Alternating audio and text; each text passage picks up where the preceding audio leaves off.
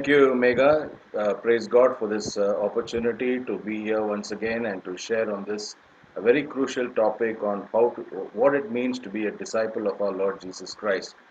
So I'm going to begin straight away, go right into the scriptures, and like Mega to read Luke's Gospel, chapter 14 and verse 25. Luke 14:25. Now great multitudes went with him, and he turned and said to them, That's right. Okay. He turned and said to them, at the height of his popularity, when great multitudes went with him, he turned and said to them. And from that point onwards, from verse 25, I would really encourage all of you to do your own study. From verse 25 to the 33rd verse, you will see the high standards for discipleship that Jesus gave there. Just looking at that model, when people were crowding to him and he was so popular, he gave the toughest standards for discipleship. He could have said, I don't need to talk about discipleship now. People are coming to me. Here is a time when my ministry is really taking off. Why talk about discipleship? Why set these high standards to people? He could have thought like that, but he was very clear to set those standards. And so, friends, as we come to the Lord, we need to realize that God is calling us to those high standards. And the Lord is telling us, count the cost. To be a disciple of Jesus Christ is going to be a challenge. It's not going to be easy. But we need to realize that that's the commitment to which God has called us. And we praise God that to fulfill that commitment, He enables us. It is His Spirit that enables us. So God is calling us to a high calling to be disciples of Jesus Christ. So, before we get into the requirements of discipleship or being a disciple of Christ, let's look at two particular parables that Jesus shared about counting the cost. Okay, the first one is Luke 14:28 to 30. Luke 14:28 to 30. which of you, intending to build a tower, does not sit down first and count the cost, whether he has enough to finish it, lest after he has laid the foundation and is not able to finish, all who see it begin to mock him, saying, This man began to build and was not able to finish. So you see, the Lord is saying, count the cost. If you are building a tower, first sit down and first count the cost, whether you have enough to finish it. So we need to remember that God is calling us to the finish line. We are not here to start this journey of discipleship and give up halfway. Our task is to go to the finish line till the very end. Lord, I'm willing to lay my life down for you. I am willing to, Lord, put everything on the line. Lord, I love you. Lord, nothing else matters. I am here to be a disciple of Jesus Christ. Friends, that is the cost. We must count that cost very much. When we say we want to follow Jesus, we must say it is till the very end, Lord, I am here to follow you. Then the next parable is Luke 14, right just next two verses, verse 31 and 32. What king going to make war against another king does not sit down first and consider whether he is able with 10,000 to meet him who comes against him with 20,000? 32. Or else, while the other is still a great way off, he sends a delegation and asks conditions of peace. So you see, again, the Lord is saying, you can't go because this is war. You cannot think of, I'm engaging in this, but there's going to be a battle, and then I will not be able to fight the enemy. That is not, that's something that we need to be very clear about. God is calling us to say, look, there is a warfare, it is a battle, and you need to be prepared to face that battle. Okay, so these are two parables that Jesus gave in terms of counting the cost. Now let's get into the discipleship requirements itself. So I'm going to give you 10 requirements, altogether 10, today 5 and 5 tomorrow.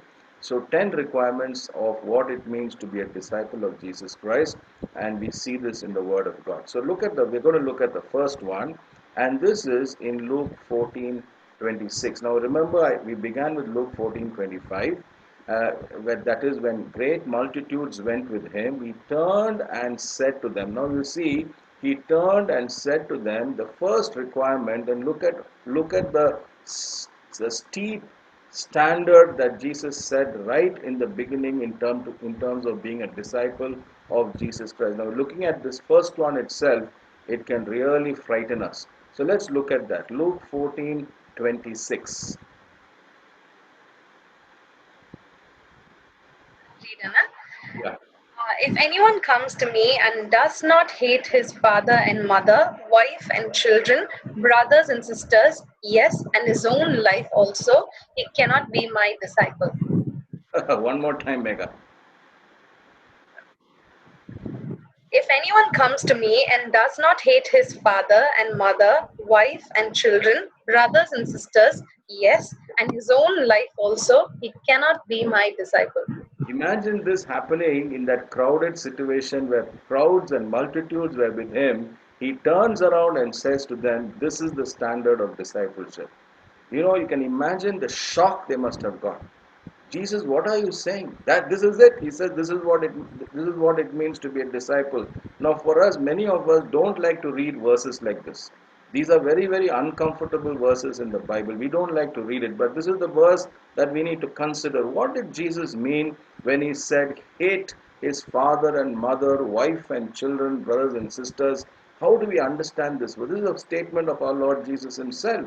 Now, we need to understand this in the context of the entire scriptures, because if you just take out one verse by itself, we can end up having very wrong understanding and interpret it in a very wrong way.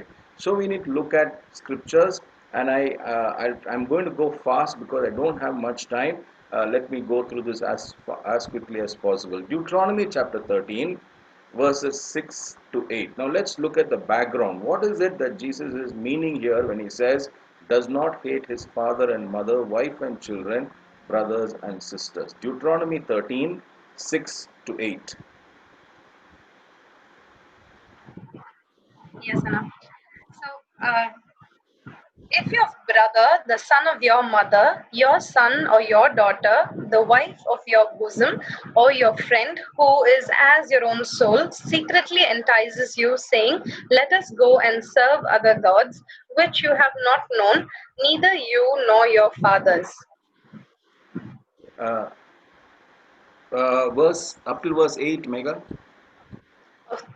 Nor your fathers, of the gods of the people which are all around you, near to you or far off from you, from one end of the earth to the other end of the earth.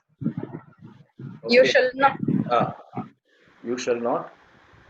You shall not consent to him or listen to him, nor shall your eye pity him, nor shall you spare him or conceal him. You see this, the background here is, if your brother, the son of your mother, your son or your daughter, the wife of your bosom, or your friend who is as your own soul, secretly entices you, saying, let us go and serve other gods.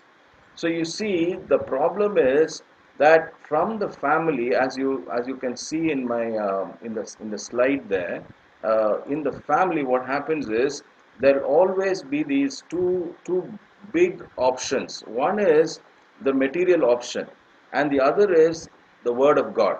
So the pressure very often will come from the family saying, why do you want to, serving God is going to be very painful, will be very inconvenient, there'll be a lot of, sacrifices involved. You have the material things of life. Have the material things, make choices for the material things of life, and then you can have God also. This is the usual type of pressure that will come from the family, and that's why in Deuteronomy 13 it's saying, you shall not consent to him or listen to him, nor shall your eye pity him, nor shall you spare him or conceal him. And of the God, these are the gods. Now, what is this God? Now, come to Matthew's Gospel, chapter 6 and verse 24. What is this common God that comes and takes the place of the Almighty God in our lives? What is that? Matthew's Gospel, chapter 6 and verse 24.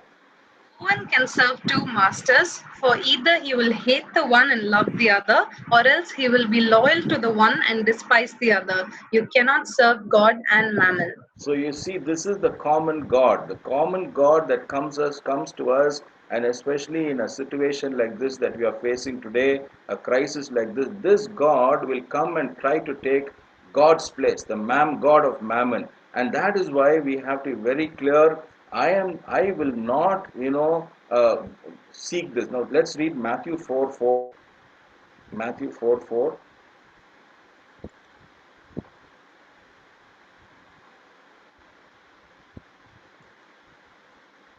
Live by bread alone, but by every word that proceeds from the mouth of God. Okay, man shall not live by bread alone. God is saying, I know you need bread, but you are not here to live for bread alone, but you're here to live for the word of God. And God wants us to choose His word again and again. That is discipleship. Bread needs and bread concerns, the mammon issues of life. God knows that we need these things, and God says, I'm there to look after that. But as a disciple of Jesus Christ, we must realize that the pressure for the material things will often come from within the family and within the loved ones, and they'll say, look, we need to take care of ourselves, we need to take care of children, there are issues at home, look after yourself, and then you can serve God also. And that is what Jesus is talking about when we say, you shall, if anyone comes to me and does not hate his father. It is not about that we hate our father or mother, it is about the choice of mammon that we need to keep in mind. Okay, so that's the first requirement to be a disciple of Jesus Christ. The second one is in that same verse, that is in Luke 14:26. If anyone comes to me and does not hate his father and mother, wife and children, brothers and sisters, yes, his own life also, he cannot be my disciple. So the second requirement to be a disciple of Jesus Christ is to hate my own life as well. So you see the standards, especially when there's Jesus could have, is getting so much of popularity. The Lord is giving such stringent standards to be a disciple of Christ. If you have, I hate my own life. Now, what is this that Jesus is saying? Hating my own life. Turn to Philippians chapter 3, verses 7 and 8. Philippians 3, 7 and 8. But what things were gained to me, these I have counted loss for Christ. Yet indeed I also count all things loss for the excellence of the knowledge of Christ Jesus my Lord, for whom I have suffered the loss of all things, and count them as rubbish, that I may gain Christ. Now, when you read this passage in Philippians 3, 7 and 8, it will not hit us so hard and powerfully till we understand the person who is making that statement. The person who is making that statement is the Apostle Paul. And Apostle Paul was such a highly qualified person. He was probably, they say, he had equivalent of three doctoral degrees that he had. He was a Pharisee of the Pharisee, highly learned man. In terms of any type, any way of measurements, in terms of accomplishments in life or how he has progressed in life or risen up in life, Paul was at the peak. He was at the top level of accomplishments, in life. And this man is making the statement. Okay, so when we read Philippians 3, 7 and 8, we must picture the man. Okay, so let's read it again, Mega. Philippians 3, 7 and 8. And as we read it, let's picture this man, Paul. Okay, yeah. What things were gained to me, these I have counted loss for Christ. Yet indeed I also count all things loss for the excellence of the knowledge of Christ Jesus my Lord, for whom I have suffered the loss of all things, and count them as rubbish, that I may gain Christ. Count them as rubbish that I may gain Christ. Is Paul saying that our education, our career, our experience, our knowledge, our skills, is that all that we get ourselves trained on? Is he meaning to say that these are all rubbish? Is it all useless? No, no. Again, we have to be very careful when we interpret Scripture. What Paul is saying is, for me, Jesus is my highest. He is my aim. He is my pursuit in life. I commit all these developments in life, all my learnings, all my development, all my skills, all my knowledge. I place it at the feet of Jesus. I say, Lord, you are my Lord. I'm here to give myself completely to you. And friends, you and I, as God's people, wherever we are, we need to be men and women of excellence in our subjects, in our professions, but at the same time say, Lord, my profession is not my identity. My career or my achievements are not my identity. You are my identity, O Lord. I place everything at your feet. Okay, so that is something that you and I must keep in mind. Let's read 1 Corinthians chapter 1, verses 21 to 24. 1 Corinthians 1, 21 to 24.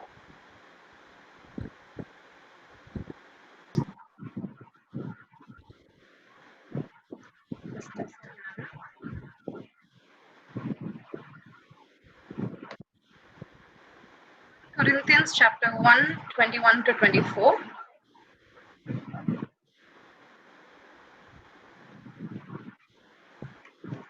1 Corinthians 1, 21 to 24.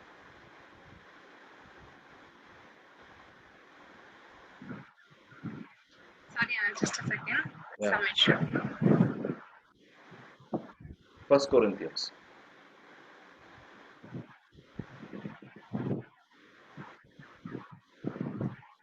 Yes, Anna. Yeah. For since in the wisdom of God, the world through wisdom did not know God, it pleased God through the foolishness of the message preached to save those who believe. For Jews request a sign and Greeks seek after wisdom. But we preach Christ crucified, to the Jews a stumbling block and to the Greeks foolishness. But to those who are called, both Jews and Greeks, Christ is the power of God and the wisdom of God. So you see, today when we share the gospel to people of the world, they say, you're talking very foolishly.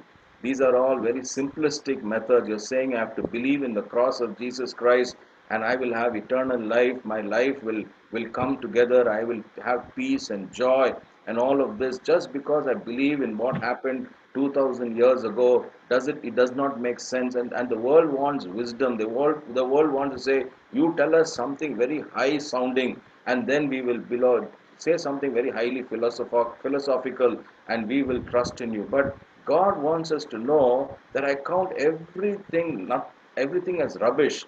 Lord, you are my God, that the cross of Jesus Christ is the answer.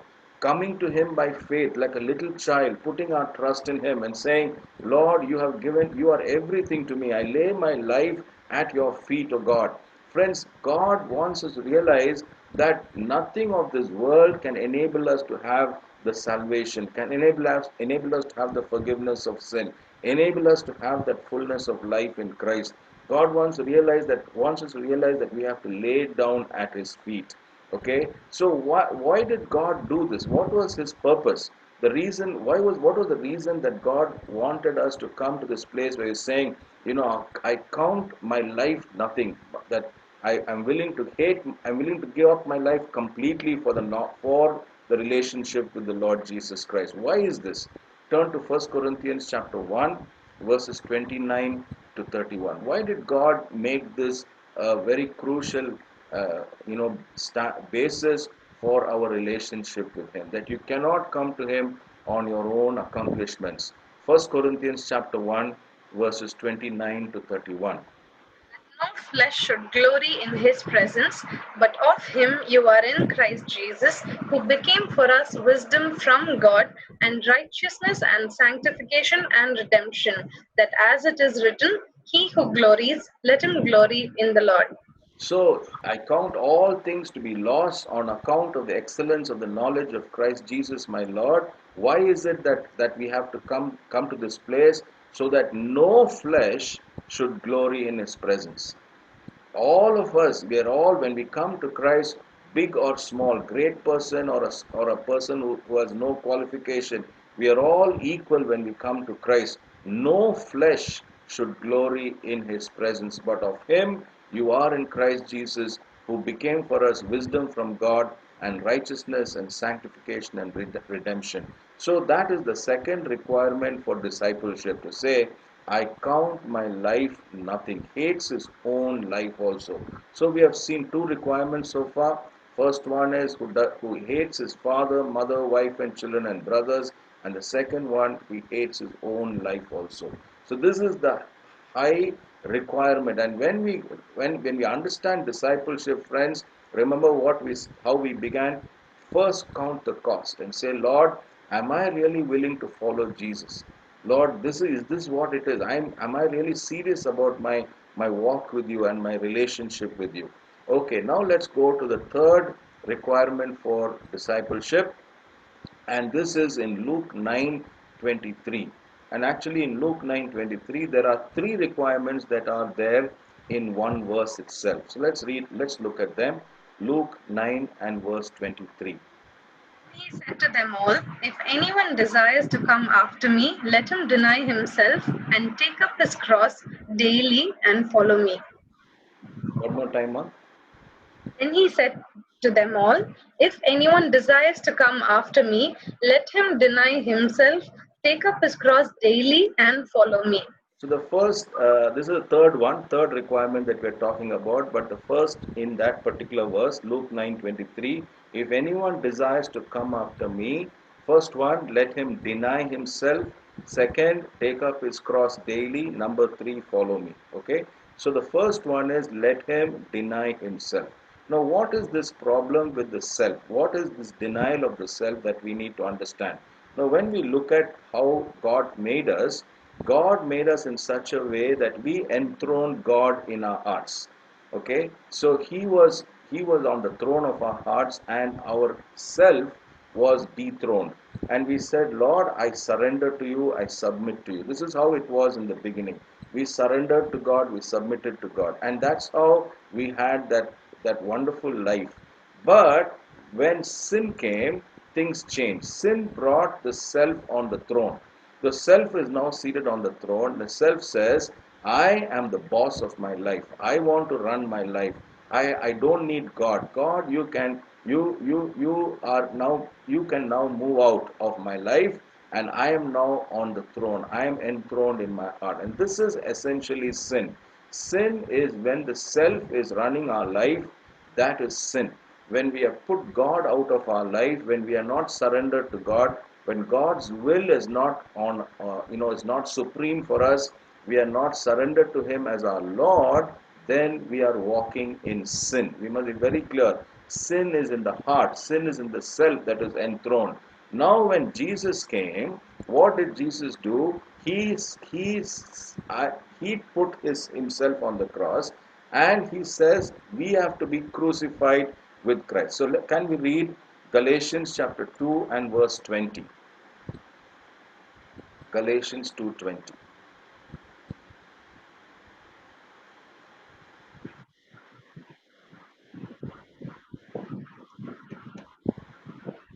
Galatians 2:20. Hmm. I have been crucified with Christ. It is no longer I who live, but Christ who lives in me. And the life which I now live in the flesh, I live by faith in the Son of God who loved me and gave himself for me. So I have been crucified with Christ. It is no longer I who live. The self has to go to the cross again and again and again. Okay, because we are still in this flesh. As long as we are in this flesh, the old nature, the old man will keep coming up.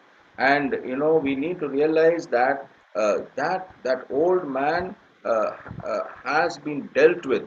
But since we are still in the flesh, God is calling us that continuously bring that ego to the cross, and that's only through the power of the Holy Spirit. So I am crucified with Christ. Nevertheless, I live, yet not I, but Christ lives in me. So there is a change that happens, and what happens is we constantly enthrone Christ. How do we do that? Through the power of the Holy Spirit. So the Holy Spirit empowers us to dethrone the self and to enthrone Christ. And this is an ongoing experience for us. Every day we are constantly going through this experience, because the self will keep coming up in different ways. And every time we recognize the self coming up, wanting importance, wanting to be enthroned, it has to be dethroned, and that happens through the power of the Holy Spirit. We need to realize it cannot be done on your own strength. Don't even try, because we cannot do it. We must be very clear. I cannot dethrone the ego. I have to be God dependent. I have to come to God. Lord, I'm surrendered to you. Lord, you empower me. So the Holy Spirit was now come to reside in us. He enables us to be walk no more according to the flesh, but according to the Spirit. So can we read Galatians chapter 5 and verse 16? Galatians 5:16. Say then, walk in the Spirit, and you shall not fulfill the lust of the flesh. Okay, walk in the Spirit, and you will not fulfill the lust of the flesh. The self will keep coming up, but the Word of God is telling us, walk in the Spirit, walk in the Spirit. It is the Spirit of God that delivers us from this problem of the ego. And this is a constant requirement of discipleship. If I have to be a disciple of Christ, I must continuously deny the self. Okay, and that is why Jesus died for us. So 2 Corinthians 5:15, why did he die for us? 2 Corinthians 5:15.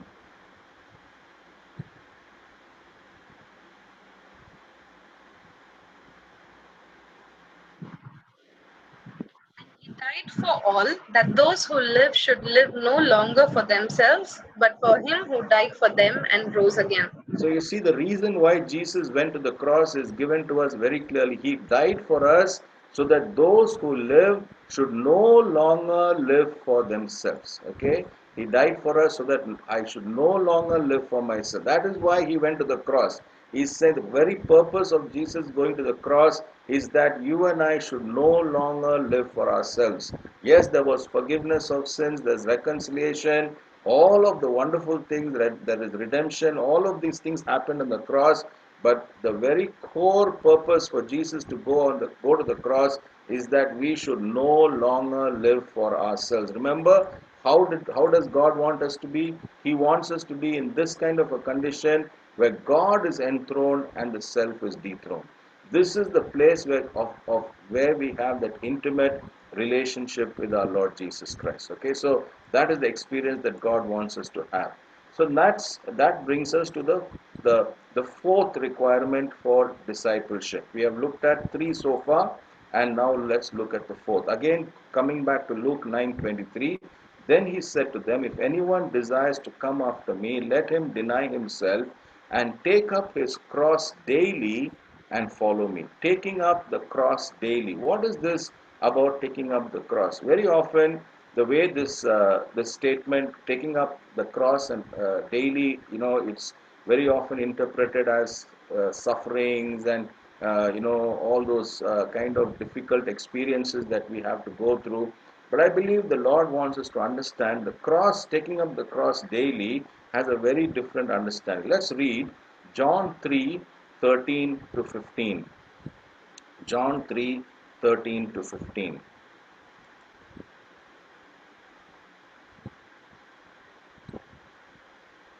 Let's make a John 3:13 to 15. Yes, Anna. No one has ascended to heaven but he who came down from heaven, that is the Son of Man who is in heaven. And as Moses lifted up the serpent in the wilderness, even so must the Son of Man be lifted up, that whoever believes in him should not perish but have eternal life. So this is the purpose for which Jesus came. He came to go to the cross. He came to carry the cross. And the cross and as Moses lifted up the serpent in the wilderness, even so must the Son of Man be lifted up. Very clearly, Jesus is saying that is the reason why I have come. I have come to go to the cross. That is my purpose. Okay, so what the Lord wants us to understand is that we have to be aligned to His purpose. If we say we are carrying the cross or carrying the cross of Jesus, we are carrying means we are carrying His purpose. For the purpose for which He came was to go to the cross. And what was the cross all about? The cross was that no one should perish, but everyone should be reconciled to God. Let's read John 12:32 and 33. John 12:32 and 33.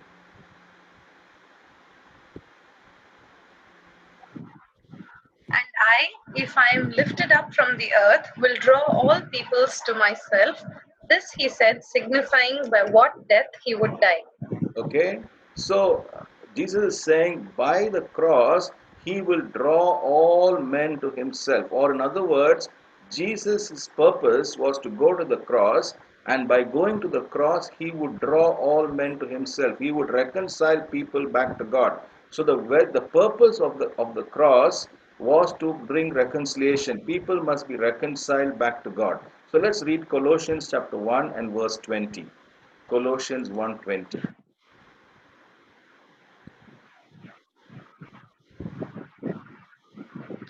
And by him to reconcile all things to himself, by him, whether things on earth or things in heaven, having made peace through the blood of his cross. Okay, so you see that on the screen as well, I hope.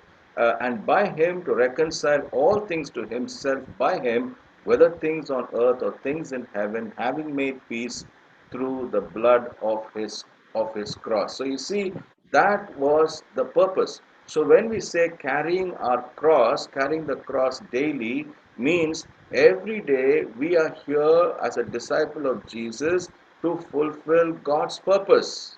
That is what it means. Carrying the cross daily is to fulfill God's purpose. And God's purpose is spelled out there for us in Colossians 1:20.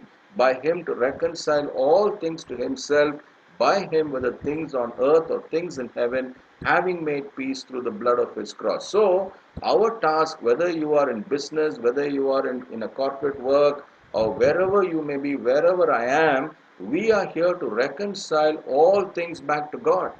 Our task is to engage with those people there, or those that issues there, that the situation there, and realize we are there to reconcile all things. Every field, every place is God's place, and there today Satan is controlling those situations. It may be business, it may be economics, it may be any field. Satan is controlling, and our task as God's people to penetrate those areas, to engage and wrestle against the powers of darkness and bring back things back to the kingdom of God. So our task is to reconcile. So let's read 2 Corinthians chapter 5 and verse 18. God sends us out as his reconcilers into the world. Okay, 2 Corinthians chapter 5 and verse 18. Now all things are of God, who has reconciled us to himself through Jesus Christ and has given us the ministry of reconciliation. Yeah, one more time, ma. Now all things are of God, who has reconciled us to himself through Jesus Christ Hmm. and has given us the ministry of reconciliation. Yes, he has given us the ministry of reconciliation, and that is what we are here for. We must be very clear. As a disciple of Jesus Christ, we are carrying the cross daily, and carrying the cross daily means to fulfill God's purpose, which is to reconcile all things. We are here to reconcile people and the world and everything that's going on. And today, things are going so bad, terrible. But this is the time God wants us to realize that we have a task to do till our last breath. Remember when we said the cost of discipleship, till the very end, we will be disciples of Jesus Christ. But we have to do our part. We have to be faithful in our task. We cannot look at the situation and say things have gone totally out of control, nothing can be done. That is not our response. Our response has to be, Lord, we will be faithful disciples of yours till the very end. Then coming to the fifth requirement for of discipleship that we are looking at today is again in Luke 9:23. Then he said to them, if anyone desires to come after me, let him deny himself, take up his cross daily, and follow me. Now that sounds very straightforward. Following Christ is required to be a disciple of Jesus Christ. But let's understand, friends, when we start following Jesus, there will be opposition. Okay? As a disciple of Jesus Christ, when we seek to follow him, there will be opposition. There will be essentially three directions from which opposition will come. Three crucial directions from which opposition will come. The first direction from which opposition will come to us when we want to follow Jesus is our own flesh. Okay, so let's read Romans 8 5 to 8. Our own flesh will try to dissuade us from being a follower of Jesus Christ. Romans 8 5 to 8.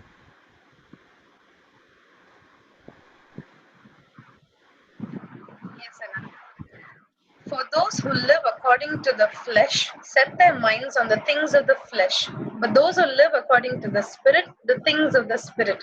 For to be carnally minded is death, but to be spiritually minded is life and peace.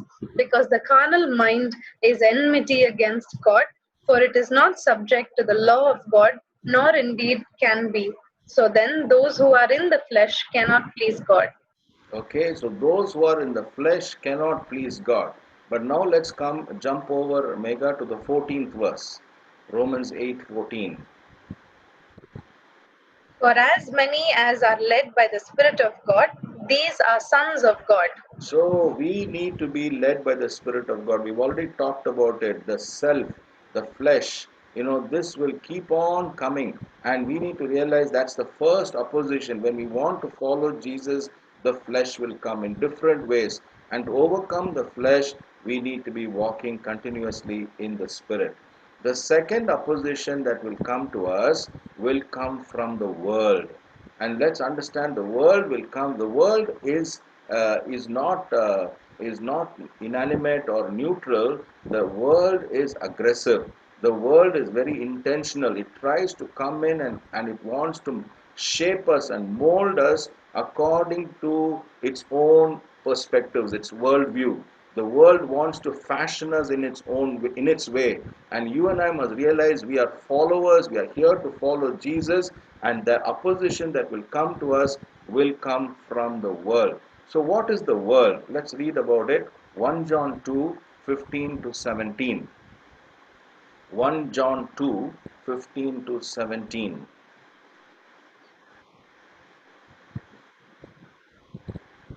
Do not love the world or the things in the world. If anyone loves the world, the love of the Father is not in him.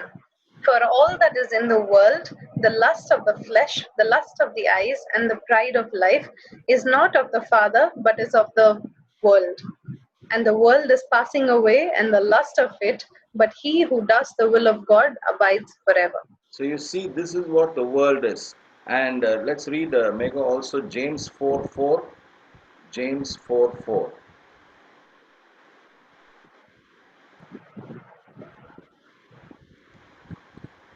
Adulterers and adulteresses, do you not know that friendship with the world is enmity with God? Whoever therefore wants to be a friend of the world makes himself an enemy of God. Whoever wants to be a friend of the world will become an enemy of God. And the world will try to fashion us and shape us and want us to go along with the mind of the world, the thinking of the world. And so we need to realize that will be a constant opposition for us. It will oppose us. And we have to determine, no, I am here to follow Jesus. Jesus has invited me to follow him. I will not, get pushed around by the flesh. That is the one opposition. The other one is the world. Let's read Romans 12:2. Romans 12:2.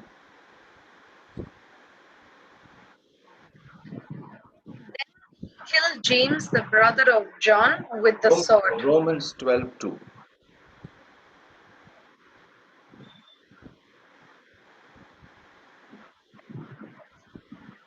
And do not be conformed to this world, but he be transformed by the renewing of your mind, that you may prove what is that good and acceptable and perfect will of God. One more time, Mega. And do not be conformed to this world, but be transformed by the renewing of your mind, that you may prove what is that good and acceptable and perfect will of God. Do not be conformed to the world. The third opposition that will come to us, the second one that will come to us is the world, and it will want us to be conformed to its ways.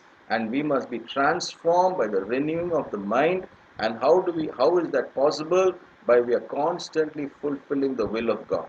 And we also read that in Romans 8, that as we walk by the Spirit, we will not follow after the way of the mind and of the pressure of the world on our thinking and our perspectives. The third pressure that will come, the third opposition that will come to us when we seek to follow Jesus will be Satan himself. Because Satan will be very angry with us when we are following Christ. We must realize that we have a very strong enemy. But how do we overcome the enemy? 2 Corinthians chapter 10 verses 3 to 6. 2 Corinthians 10:3-6. Though we walk in the flesh, we do not war according to the flesh. For the weapons of our warfare are not carnal, but mighty in God for pulling down strongholds, casting down arguments and every high thing that exalts itself against the knowledge of God, bringing every thought into captivity to the obedience of Christ, Verse 6.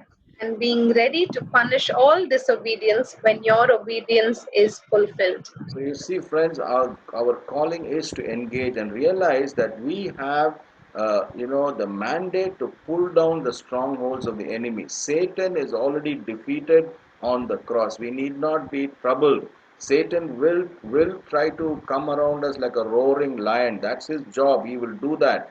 But we need to realize we are followers of Jesus Christ. We have within us the Holy Spirit, and as we engage with the powers of darkness, our warfare are not carnal, but mighty in God to pull down strongholds. Not by might, not by power, but by the Spirit of God. We pull down the strongholds of the enemy when our obedience is fulfilled. Okay, so coming back, what have we learned today? I've gone through this very fast.